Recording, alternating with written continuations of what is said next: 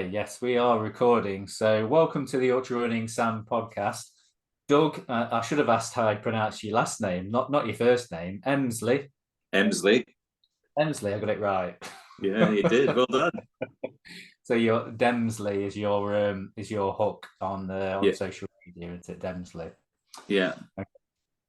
So welcome to the show. So my ears pricked up when I was recently listening to an episode of the Freetrail podcast with Dylan Bowman, Debo. Most of my listeners will and viewers will know who he is. And so the episode that he just recently did, and you appeared on it, and I thought, oh, that sounds like an accent that I know. It's not his North American guests, and so I wanted to sort of hear about who you were, and he explained a little bit about it, and obviously you were on his podcast to talk about the launch of this new trail running conference, which is called TrailCon, and it's going to be happening in June the 26th in Tahoe, and it's in that week between Broken Arrow SkyRace and Western States, isn't it? So Yeah. I obviously want to talk about that in depth, but first, what I do with every person I interview is get to know them and ask a few questions about your background. So, if you were a superhero, if you were an ultra running superhero, what would be your origin story? How did you get to where you are now in the industry and in trail running? Well, Sam, thanks for inviting me on. So my sort of superhero story, which I find quite sort of funny, would be called a superhero. I'm a very old slow runner, and just to sort of highlight that, I got into running when I was at university. I was playing football, and then we're doing lots of running in between, and then I ran my first marathon, and that was exactly 40 years ago. So that shows you how old I am. But the really depressing thing is, I mean, I've now run sort of like 25 marathon ultras, whatever. And actually, the first one I did 40 years ago was my fastest. It's very depressing. It doesn't get any better. But I ran a marathon then, and then I was on track to do one the following year, doing sort of sub-3 marathon. And 2 weeks out, I got injured. And back then, you didn't get scans.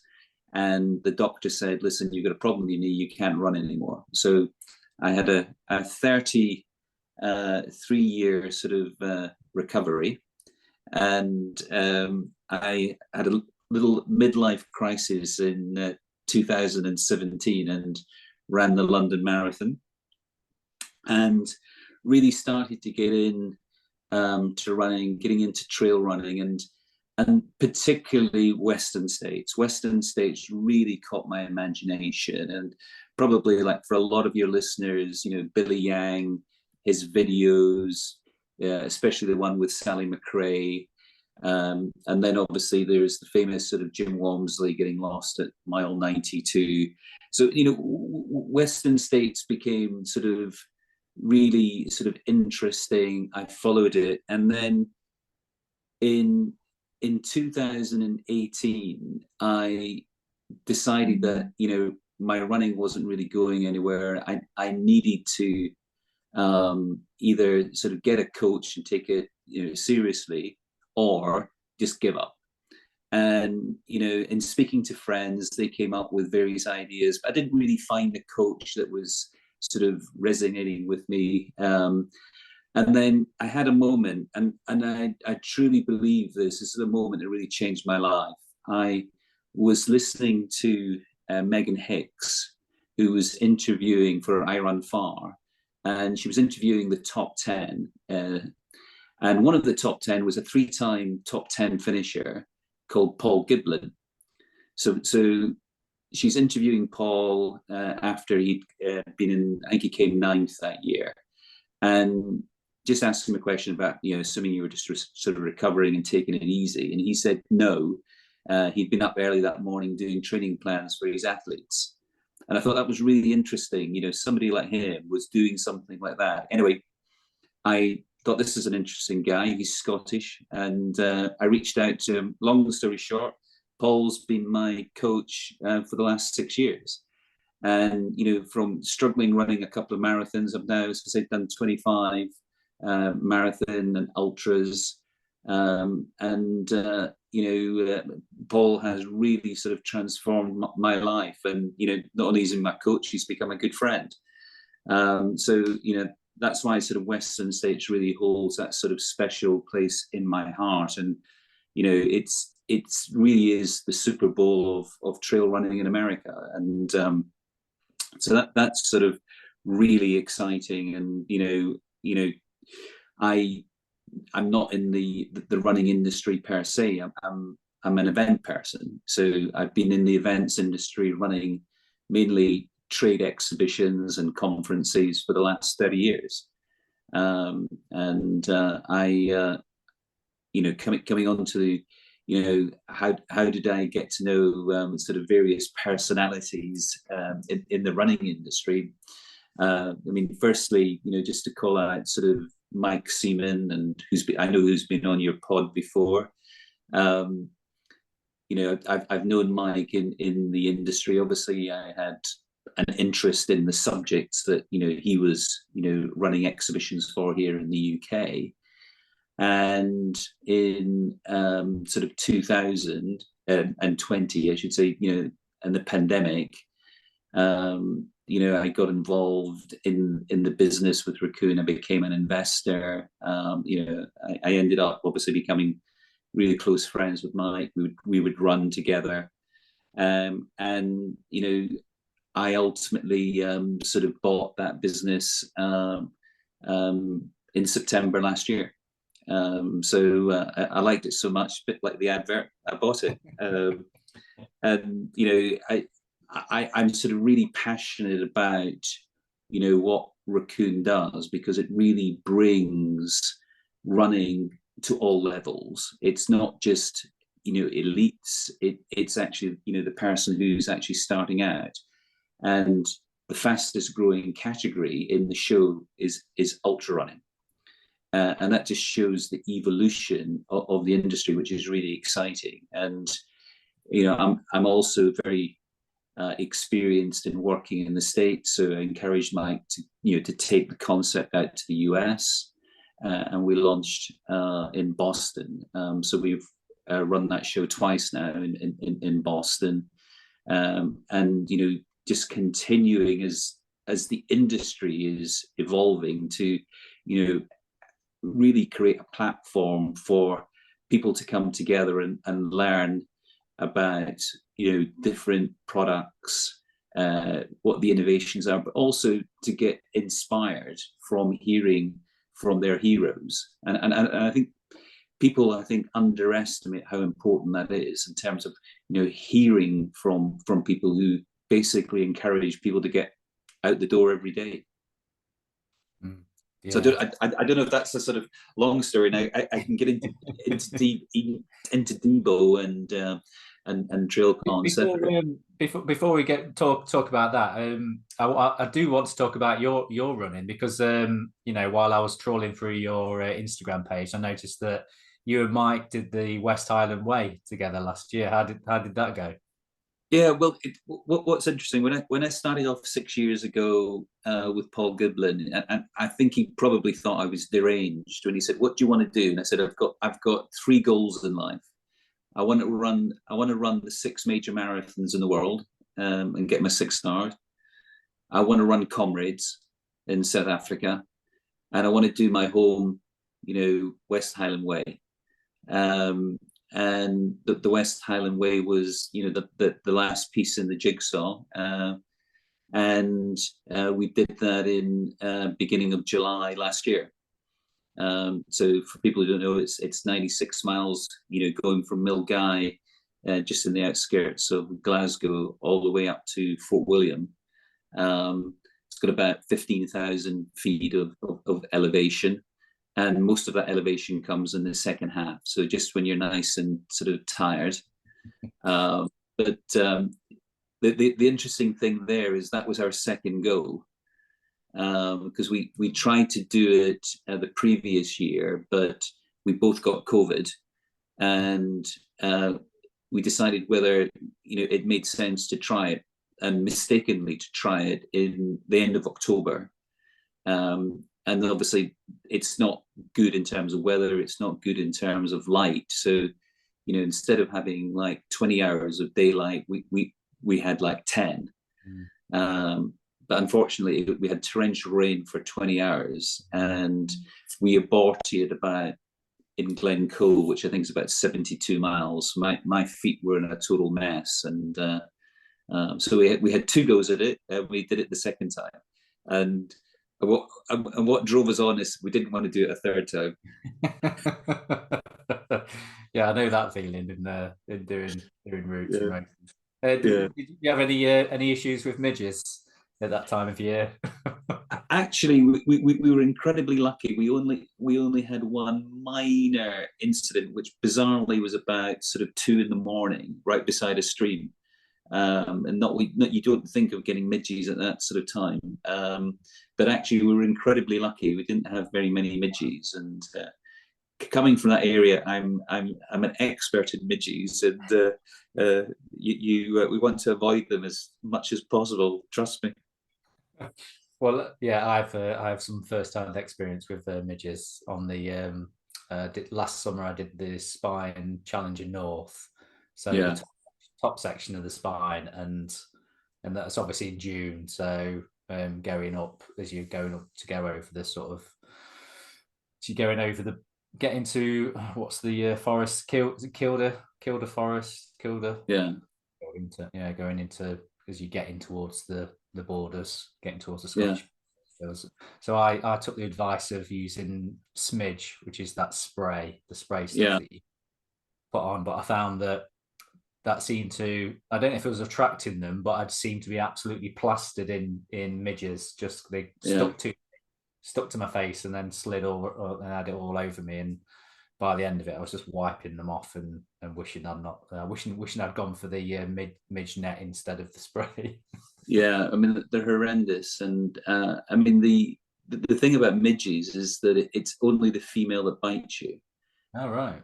And they breed twice a year, so it's worse in May and August. It's when they breed. I mean, those are the times to avoid. Right, noted. I'll take a note. So obviously you're rubbing shoulders with some quite important people in trail running now, aren't you? So how did you get into this sort of friendship with Debo then, and where did that journey sort of start? Yeah, well, I set up a business which is called Cool Bay Capital, which is named after a place that's actually very close to where I come from in Scotland. And I mean, the whole thing about Cool Bay is that it's trying to help entrepreneurs in the media sector scale their businesses. And about sort of 2 years ago, I was listening to a podcast that Dylan was on with Brian from I Run Far, and Dylan was talking about, he was giving up his job and basically going full time and setting up Freetrail, and the whole conversation I found really interesting. So I reached out to Debo after that, and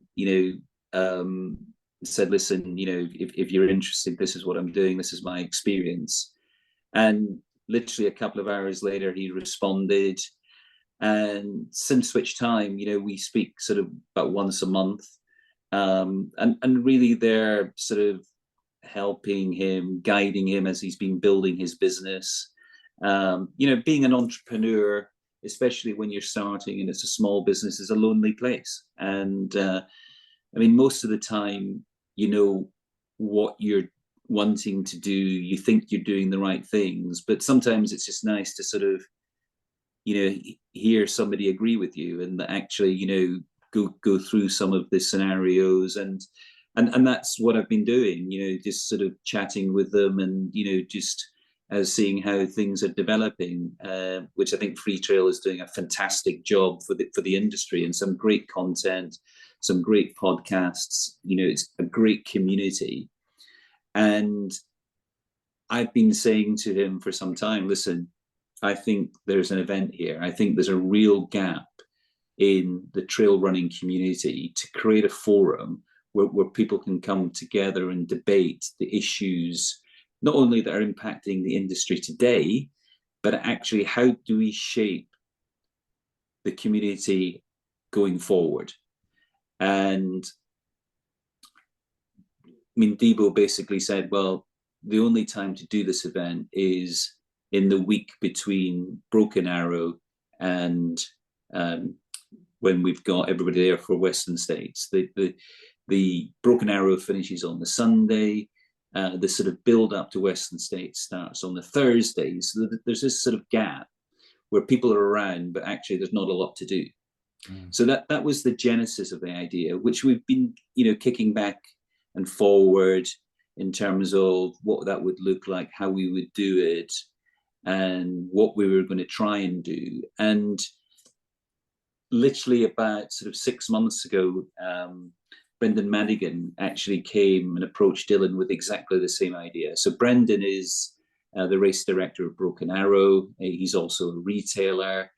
And, he basically was identifying the same issues we were in, that, there was a need for an event, and actually this was the perfect time. So long story short, the three of us came together and started to pull together what we thought would be a good event. And the idea was to launch this for June of next year, June 25. And I basically thought it would be a good idea that we use this coming event in June to do what we're calling a taste of TrailCon.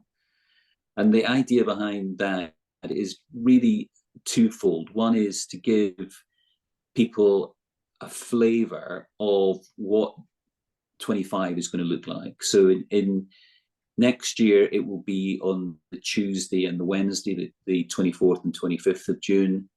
So it'll be a 2-day event.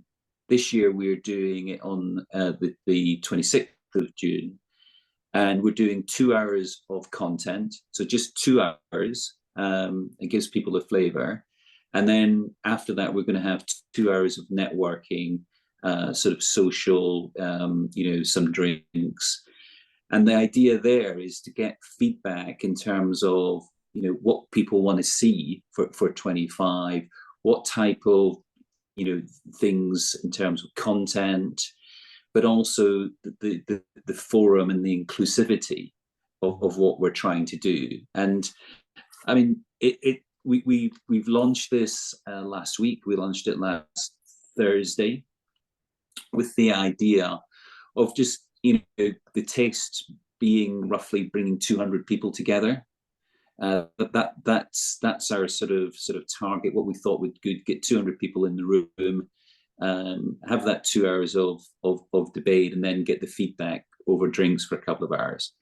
And we've been astonished that day one we had 120 people register. So there's instantly an appetite for what we're trying to do. And a lot of the feedback we're getting is, can you webcast it? We're not going to be there. We're interested in feeding back. So, we're instantly getting commentary about how people want it to be served to them, if you like, that they can't physically be there, but they'd still like to participate. So we're taking that on board for 25, and what we can do in terms of, delivering an inclusive event. But maybe taking a step back as to why are we doing this? I said it's about, there's lots of issues going on in the industry. And at the moment, unfortunately, most of that discussion and debate is happening online. And most of it if one is being brutally honest, is not being done in a very collaborative, positive way. And I think that, what we're trying to do is actually bring the movers and the shakers, if you like, of the industry and anybody who's interested, who's there physically together, to have a debate, to talk about the issues of the day, and, see how collaboratively we can move the whole industry forward. And, we're including, professional athletes, we're including race directors, we're including the brands, we're including the media, and we're including, the ordinary runner like myself, who, is very vested in it and, wants to input. So that's really what we're trying to achieve. And my experience over 30 years is that, industries go through cycles in terms of their development, and trail running, people don't like it calling an industry, but it is an industry, has grown very quickly. But it's now getting to a stage of maturity where it's at a crossroads of where it wants to go. And it's really important, in terms of my experience, is to create a forum for people to come together and debate that. And I think that's really what's missing at the moment, is we don't have that. No one's trying to control that debate. It's just actually we're trying to curate it and create that platform for debate. And we'll see where that debate goes. We'll see in terms of what the feedback is as to what people want to debate. And how we can be as inclusive as we possibly can. Obviously, we can't get everybody into a venue in Palisades in California, but hopefully in the future we can live stream it and include people. I mean, that would be our ideal. And to be honest, we're incredibly pleased in terms of, one, the response of people, but also in terms of the speakers who are coming, and maybe taking a minute on that, because we're basing it around sort of 4 panels, just of 30 minutes each, and starting off with race directors. I mean, there's been a lot of debate over the last couple of years about, the consolidation of how races are coming together, about independent races, and there's been lots of views on that. So, we're really lucky. We're going to kick that panel off with Craig Thornley from Western States. He's a race director. Catherine Pelletti from UTMB is going to be on there as well. Tim Tollison and Camille Carey. Camille Carey is, I think with that, you've got sort of 4 fantastic race directors, from big to the smaller independents, to create that debate. And at the end of the day, every sector has a sort of menu of big and small, and it's not all one size fits all. So I think that's going to be a fascinating debate, and obviously it's one that's created a lot of commentary, but I don't think there's been a forum where it can be discussed in a civilized way. Yeah, I think that is the key point. I think the whole civilized discussion, because I know this just from the podcast that I've done and the sort of feedback I've got about the subjects that I've discussed and people I've interviewed. So I was one of only a couple, probably 2 or 3 podcasts that even gave airtime to the whole UTMB takeover of WAM and everything. So there was that was like a massive issue in trail running, and I reached out to UTMB and to Ironman and said, we're obviously hearing we're hearing everybody's kicking up a massive fuss about this, and everybody does feel sorry for Gary Robbins and WAM and everything, but are we hearing both sides of the story? So I interviewed, I can't remember their names now, but it was like the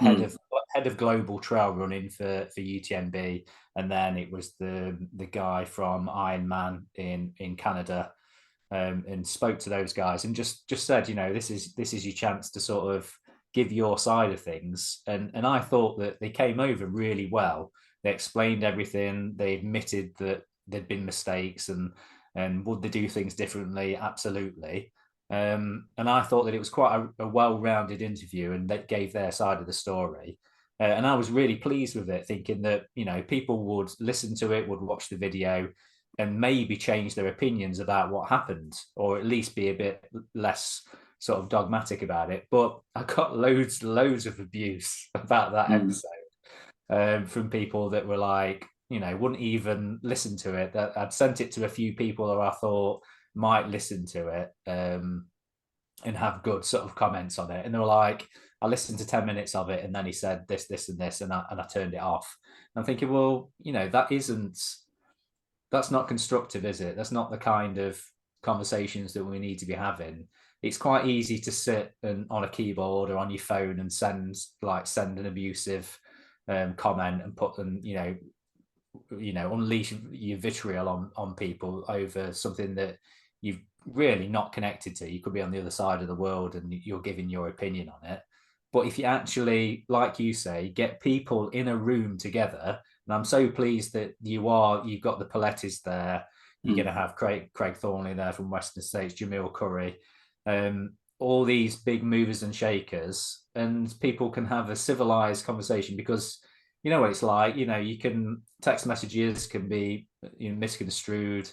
And then when you have a conversation with somebody in person, you realize it was just a misunderstanding. And do you think that this could be the thing that kind of, I know there's sort of pinning a lot on like 4 hours, but going forward to next year, do you think this could be the thing that actually starts to bind the trail running community together and keep the peace, basically? Well, that is really one of our hopes, really, for 25, in that we're going to have 2 days of content. We can go into it in a lot more detail. And, you know, I mean, you know, that situation that you just mentioned with, you know, UTMB and Gary. I mean, I spoke to Gary, you know, at the time as well. And, you know, I think, like all these things, that there are two sides, whether you agree with it or not. I think it's important that there's a proper airing of that, but also that it's done in a proper way, because I think you highlight that the communication around that one in particular, I think bluntly, you know, was poor. And I think if you bring people together and have it in a civilized way, you don't totally get rid of it, but I think you create a better environment for a more balanced debate. You know, it's like politics. You know, if it's all left to actually, you know, chats in social media, I think we're going down a very, very rocky path. And so that's really one of the things that we're responding to, and that's why I think, you know, what's happening with race directors and where they're going, and, you know, people are, you know, feel very strongly about, you know, independent races continuing. Well, on the other side, they'll complain about the cost of it. And, you know, I think it's an opportunity for the independents to talk about, you know, those types of issues, because at the end of the day, they're using sort of volunteers. But these things cost money, and especially if you look at America with all the permitting and, you know, the bureaucracy behind putting on races is huge. So I think it's going to be a forum for education as well, so that we get more informed comments, because people really understand the issues that people are grappling with, and they're trying to provide the best possible races. And to do that, sometimes, you know, it's going to cost money, you know, and that's just the reality. And that then brings in brands, and actually getting the support of brands, and, you know, what the brands are looking to do. So I mean, I think we're kicking off with that one, because obviously it's been front of mind, you know, of lately, you know, and obviously you've had the arbitration as well in the last sort of month or so. So it's definitely very topical, and I think, you know, when you're putting on any event, it's really important to get, you know, the things that are front of mind and topical and things that people really want to debate, and where there are divergent views, and I think that is good. And then we're sort of moving on to a panel around the media, and there, you know, we've got Billy Yang, we've got Corinne Malcolm, Zoe Rome, and really talking about the evolution, which I think if we go back a few years to compare that to what we have today in terms of live streams, in terms of, you know, interviews in the build up to races, you know, the coverage it's night and day. And it's continuing to evolve. And I mean, I always laugh when I'm watching Western States and people are complaining about the quality of some of the coverage, not understanding that there's no mobile signal, there's no cell signal, and these people are sort of doing the best they possibly can in the middle of nowhere. Yeah. It's you know, I'm laughing because I know all about that, because I was running one of the follow cams at Western States in 2022. Yeah, it'd be 2 years ago. So Fortune had it. It was one of those kind of things that all fell into place. So I planned a trip to go and visit my brother in Canada, and I thought, in my logic, I thought, well, you know, Canada's on the same timeline as California. I'm going in June. I think I could probably squeeze in a weekend and see Western States on the way.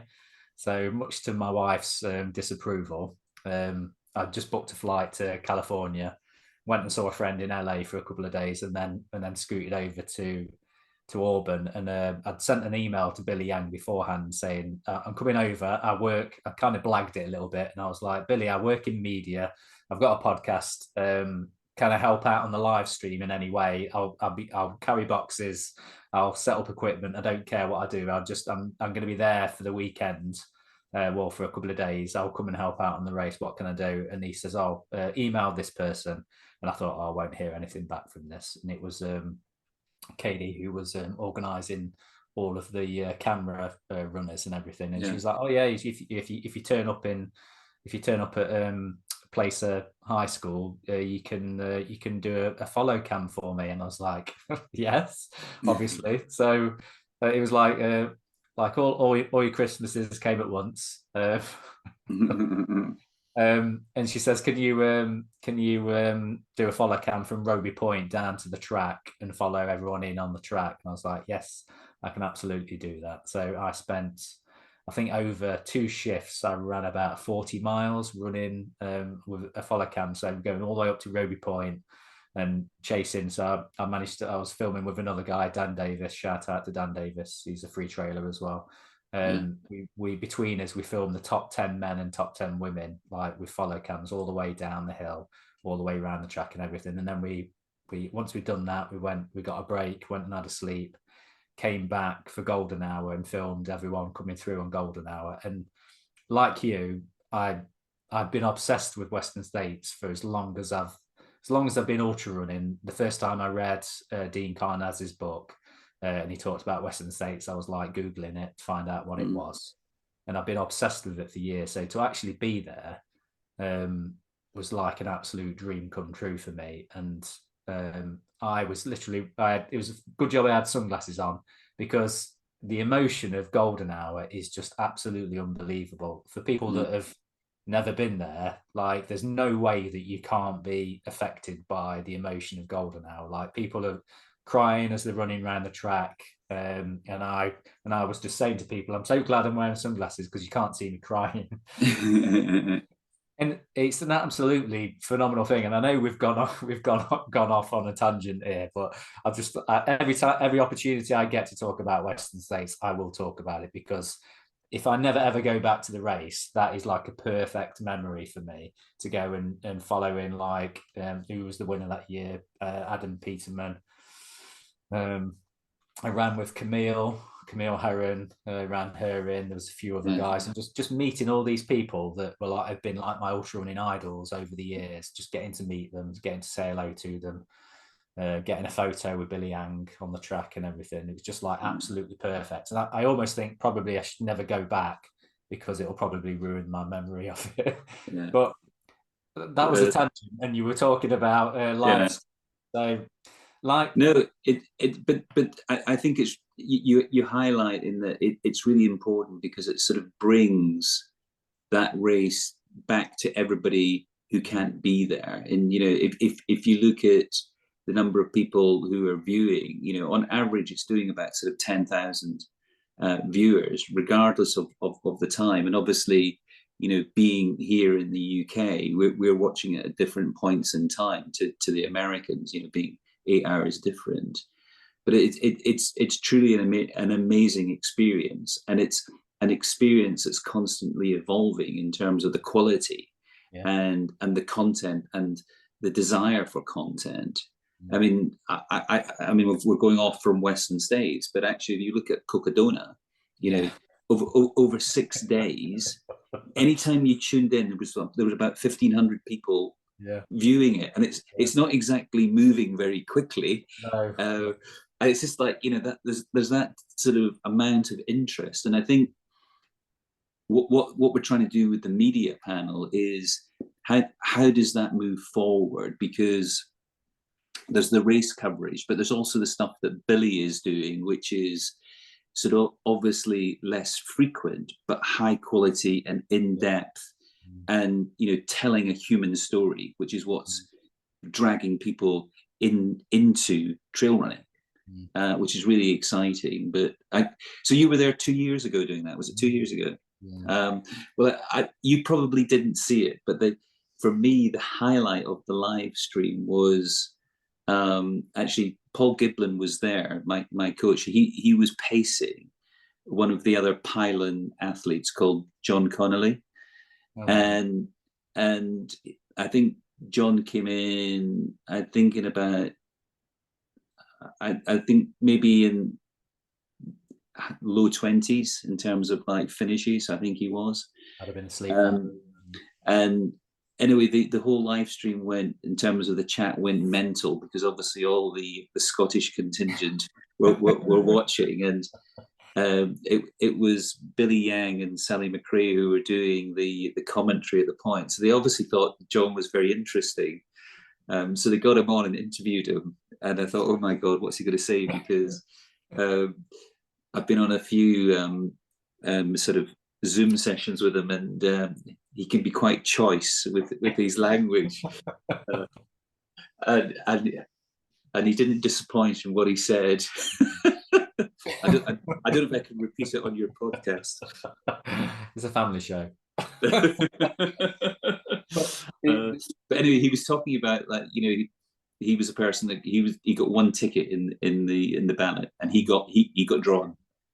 Wow. So it was quite emotional. But again, it's those types of stories that people remember, and as you say, the golden hour. I mean, I've not been, so I'm really looking forward to sort of seeing it and experiencing. Yeah, you'll need some sunglasses. Yeah, I'm sure. So anyway, that's the media, and I think that is really an important part of the inclusivity of the industry, but also how we continue to get people in, and especially attracting young people, and that's something that with the National Run Show with Racoon, that we're really striving to get a lot of young people in. And what gets a lot of young people in is the stories. It's that human connection. It's the Jim Walmsleys or the Courtney DeWalshers or the Debos, whatever. That's what actually sort of galvanizes people to actually start running. And that's really what we're trying to do there. And then we move on to a sort of a brand session, brand and athlete, and really trying to sort of flesh out the development of how brands are thinking of working with athletes. And it's it's no longer about, an athlete winning races. It's about, what is the athlete doing for the brand, and their social media and the whole story. And we've got my favorite runner, Sally McRae, sort of talking about that. And we've had her speak 3 times at the run show, and she's just absolutely fantastic, and exactly the type of sort of personality to attract people into trail running. So we're stoked about that. And there's a lot of development there in terms of how it used to be that the brands would give their athletes some t-shirts and some shoes, and that would be it. But now it's professionalizing, and I think what's really interesting is drawing parallels with other sports, cycling, for example, and how that is evolved, and the professionalization and the money. And again, that's why I think we're at a crossroads of how does trail running move forward, because it's important to have that element, because that actually brings people and actually motivates. You want to see these types of people, you want to hear their stories, but also you want to make sure that people are engaged at all levels and feel included, and it's not elitist. I think we're quite keen to get that message across. But this is a forum where obviously the movers and shakers are, but actually it's inclusive in terms of taking the industry forward. And then the final panel is really talking about the retailers and the evolution of retailers and the big issues that retailers have, in that, coming out of the pandemic, a lot of the brands were pushing hard on direct to consumer, selling their products over the internet. And, at one point, Nike were selling 50% of their products over the internet. But actually, specialist retailers have been, the real sort of backbone of trail running. And the last thing we want to do is for, to kill them. We want to see them flourish. So it's going to be great to hear from the retailers in terms of what they're experiencing, what they're doing, and we've got a great lineup there of independent retailers talking about their challenges. But it's not all doom and gloom, because I mean what we've experienced and seeing with the numbers from the major brands is that where there's been a big boom in direct to consumer through the pandemic, if we look at the numbers today, it's gone flat. And if we look at people returning to stores, it's up. So it's a positive story in terms of, people want to go and talk to someone, try products on, rather than actually, by sort of random, sort of get it right over the internet. Again, and that's a big component of the whole community, because the runners need products, they need somewhere to go and buy them, and actually there needs to be a proper debate about what each of the channels provides. I mean, the internet is great, but it actually doesn't give you that sort of human interaction, doesn't give you that piece of advice, doesn't give you the ability to try multiple products. So that's really what we're trying to achieve with the content, the type of personalities who are coming. It's been great that all of these movers and shakers want to be there. The brands will be coming. Everybody wants to be there as part of the debate of where we're going with the industry. And I think it's really important that the community feels part of that. And really the feedback for us is going to be sort of critical, so that we can shape that for 25. And hopefully it's positive feedback, as you say. I'm sure we'll get, with best intentions, I'm sure we'll get some negative comments back, but hopefully over time people will understand actually what we're trying to do, and it's to use that moment in the calendar where everybody is in one place, which is pretty unique. I mean, obviously the other one is UTMB in Chamonix in August, but that's already quite a difficult place to do it because there's so many other challenges for people's time, because there's so much else going on. So I think that's really why we thought that actually Broken Arrow Western States that week was better, because there was a gap. Yeah, I think the main thing you're going to have trouble with is that for this one coming up is that 4 hours isn't going to be enough. No, absolutely, but that was the whole point. It was to give people a taste, and if you like, leave them wanting more. Yeah, you're going to want more, I think. Yeah, and there's I mean, a lot of these issues are not going away, and we'll be able to expand more on it. But also, I think it gives people the great thing about events is that it actually, people, because they're there and they can visualize it and see it, then it will stimulate them in terms of sort of feedback and participation for 25. If we did this and just say we were doing it, in 12 months' time, people wouldn't be as engaged. So we're just trying to sort of grab that opportunity, get them engaged, and they get their head around it. Yeah, we understand exactly what you're trying to do. Yeah, amazing. So where's your sort of like blue sky thinking on it then? Where, a few years down the line, where do you want it to be? You must have a kind of like a roadmap for how you want it to sort of expand. Is it going to get it turning into multi-day, or is it going to get into a bigger venue, or what's your hopes with it? Well, our hopes in time is it becomes a sort of festival, that's multiple events during that week. That it's an opportunity to have, if you like, the high level discussions.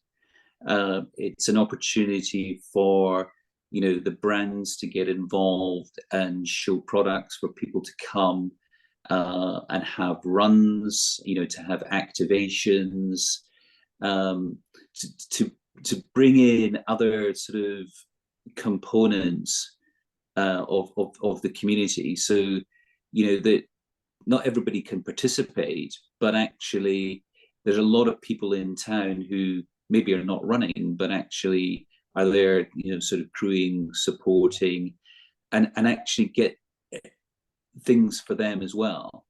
So that's I think what good would look like is a sort of festival where you've got different events doing different things, but engaging the different people within the community. And that might be 3 days, and to an extent some of these things already happen, but maybe informally. So it'll be around the debate, it'll be around education, it'll be around activations and runs. So there's lots of things to do. It's just actually getting those things organized when everybody is in one place. Yeah. So it's like it's going to ultimately could turn into like a week-long event then during that week. Yeah. When I was at Placer High School on the track, because I was there in the morning before they were still setting up. They'd got the RV was there for the live stream and everything, and Debo and Corin Malcolm were on the commentary. That was already set up, but everything else, including the finish line, wasn't even like set up on the track. So during the day, I was milling around waiting for my shift to start, and I was just helping people set things up on the track. And I got chatting to some of the Hoka guys who were there, and they were obviously like building this stand specifically for basically just for that 24-hour period. That the race was there. They went to all this trouble to sort of cart all this equipment in, all this gear and everything, set this big, huge like conference, sort of display stand up. And then obviously the next day they were going to take it down and take it away. So you can see why it would be an event like that would be appealing to the brands, because basically they could move into town for the week, couldn't they, and set up shop, and it will be like an event that they can be at for multiple days, to sort of show what they've got to bring to the table. Yeah, absolutely. And I think, you know, I mean, I spend a lot of time talking to, you know, the brands and sort of, you know, trying to understand what they want, what are they trying to achieve. And, you know, I thought it was, and it's a very obvious point when you think about it, but what they said to me, they've just got one very simple objective, which is they want people to experience their shoe or their product.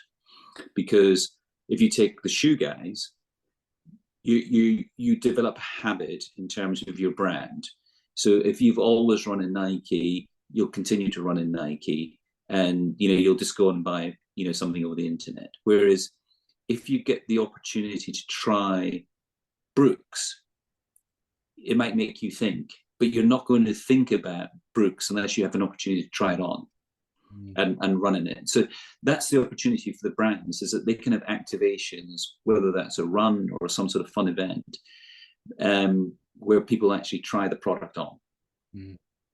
And similarly with nutrition, and you know, the clothing, it's a similar thing. You tend to be creatures of habit, and therefore the opportunity is to come and try different things, and that's what the brand wants, is to, you know, get you to change your habits and think about it.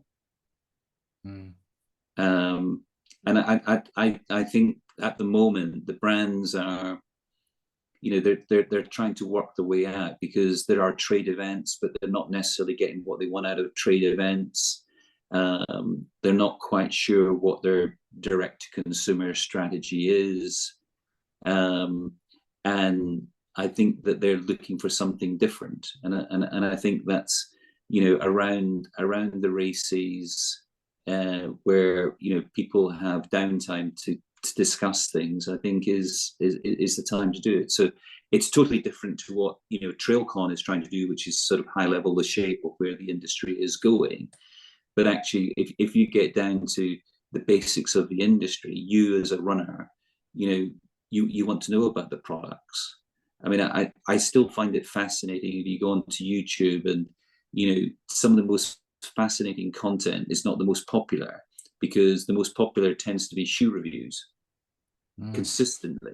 You know, we're all geeks at the end of the day in terms of, like, you know, what's the latest shoe? What do people think about it? You know, what does it do? How is it different? How does it compare to other shoes? You know, and I think that's really where, you know, for the brands, they've got to look for alternative ways of engaging, and I think hopefully over time, it'll be at this event as it evolves between Broken Arrow and Western States. Yeah, so it's gonna become. I mean, I don't know how busy it is. You know, whether it compares to sort of UTMB week in August and how busy that week is. But I'd imagine you're going to start. It's going to turn into a bit of a destination thing. That people are going to be. But like you say, people are already there anyway. So I've got friends. Well, one of the guys I met at Western States, Dan Davis, he goes every single year. He goes to Broken Arrow, and then he stays that week in Tahoe, and then waits for Western States to start, and then he you know, he helps out on the race doing filming and stuff, and then he gets himself to Auburn for the finish, and he basically turns the whole week into a holiday. So yeah, that's probably the kind of thing that people are gonna be doing, aren't they? They're going to be traveling long ways to go and see both races, because it just seems to make sense, doesn't it? Yeah, but it's also reflective of the evolution of what is going on, because, you know, Brendan started Broken Arrow 8 years ago. It's only been going 8 years, and, you know, I think you're now seeing the evolution of it becoming a destination, as you say, for a week, and, you know, obviously he's got a multitude of different races over the 3 days. whereas obviously Western States just one obviously big iconic race. And I think really that is the future of providing. It's almost like a menu. You're giving different opportunities for people to come and do different things. So you've got the racing, you've got a variety of racing now through Broken Arrow, and you've obviously got the big iconic one. And then, you know, hopefully with the events that we're trying to do in between, we're going to be able to provide people with different alternatives to occupy their time. Because the biggest thing about coming to events is, you know, actually people's time. But if they're already there and they've got the time, it's going to be more engaging for everybody, whether that's the debate about where the industry goes, or discussions with brands, discussions with retailers, whatever it is. You know, people will have the time, and therefore, hopefully, it's going to be more productive rather than some random comment not thought about on the internet. Yeah, absolutely. Yeah. Well, you know, I wish you all the best with it, and I'm sure it's going to be a roaring success. Anything, like I said to you before we started recording, I said to Dylan, to Debo, when I interviewed him, I said that, you know, he seems to have the Midas touch, or he's got, you know, a crystal ball when it comes to trail running, and he, you know, he seems to be involved with the right things. So I'm sure, you know, with your backing and his involvement, and everybody in the industry that's going to be there, I'm sure it's going to be an absolute success. And I'm really jealous that I can't come over. I will come one year, definitely, but you know, I've used up all of my trail running husband points over the last sort of couple of years. Well, you can come for the big launch in 25. Okay, so right. You've got time to work on it. I think this year I'm doing. I've got the spine. This one of the summer spine races the week before in June. Yeah, so June the 15th. I'm doing spine races. Well, I was meant to do the South Downs Way with Mike, but unfortunately I've picked up an injury, so I've got plantar fasciitis. So it's a bit painful. So I'm out at the moment. But maybe get a little bit of running when I'm at Olympic Valley. Yes, yeah, and say hi to Debo for me, and to Billy Yang. I'll drag out my photo that I had with Billy Yang on the track, and I post it every June since. Saying I wish I was back on the track with Billy. But yeah, I wish you all the best with it, and I look forward to. Yes, I will make plans now for next year to be there, hopefully. Great, thanks, Sam. Thanks for having me on. Yeah, no worries. Thanks for coming on. I appreciate your time. Thank you. Thank you. Cheers, everyone. Bye. Bye.